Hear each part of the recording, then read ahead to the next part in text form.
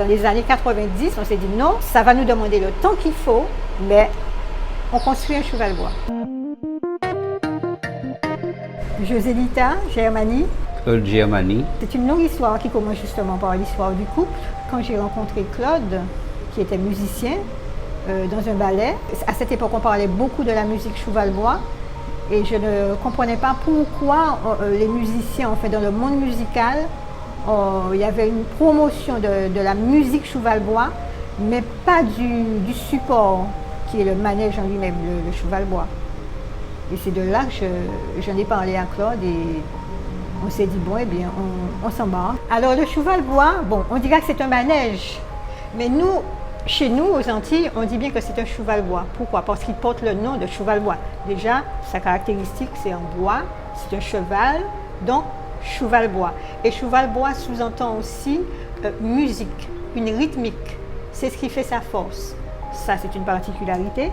L'autre chose, c'est que aucun endroit au monde, vous allez voir un manège comme celui-là, poussé à bras d'homme. Certes, on en trouve quand on remonte dans l'histoire, mais celui-là, sa particularité, c'est qu'au centre du cheval-bois, on a un espace qui est destiné aux musiciens. Donc cette rythmique, elle est associée à un tambour qu'on appelle tambour débonda, qui est un tambour qui n'est pas comme le tambour Bel-Air, qui est un tambour à deux faces.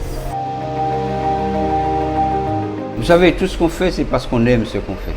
Le fait d'avoir l'amour de faire ce qu'on fait, on réussit tout le temps.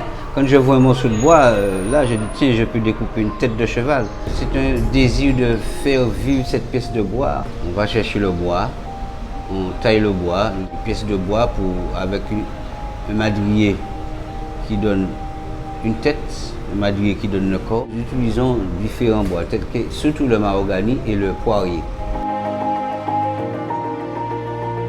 C'est une tradition, je pense, qui a du mal à voir le jour parce qu'il y a une problématique autour de cette tradition. Évocateur d'un passé assez douloureux, mais évocateur aussi de... Il faut bosser, quoi. On peut pas se réveiller et dire qu'on fait un cheval-bois. Il faut vraiment aimer ça. Il faut aimer être dans le bois. Et c'est des heures à passer en atelier. C'est des heures aussi à rencontrer des gens. On fait de belles rencontres. Il faut aimer ça. C'est une manière de vivre. Pousser puis nous ciseauteler. Et j'ai toujours dit comme ça, pousser et puis nous ciseauteler.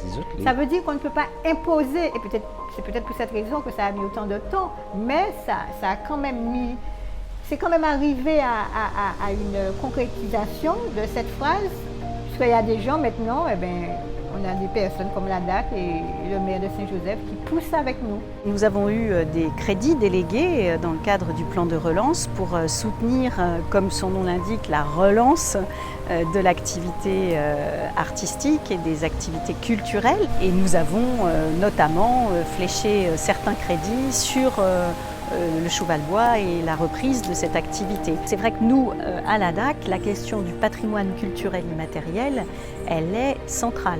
Nous envisageons de faire ce musée du cheval-bois et à côté aussi, je vous dis, cette école où on va transmettre une partie du savoir, une partie de tout ce qu'il y a derrière le cheval-bois et nous allons raconter l'histoire du cheval-bois. Le cheval-bois, c'est Saint-Joseph et Saint-Joseph, c'est le cheval-bois. C'est-à-dire que nous tenons à cette identité. Le dernier cheval-bois qu'il y a en Martinique, il est ici à Saint-Joseph et il le doit à monsieur et à madame Germani.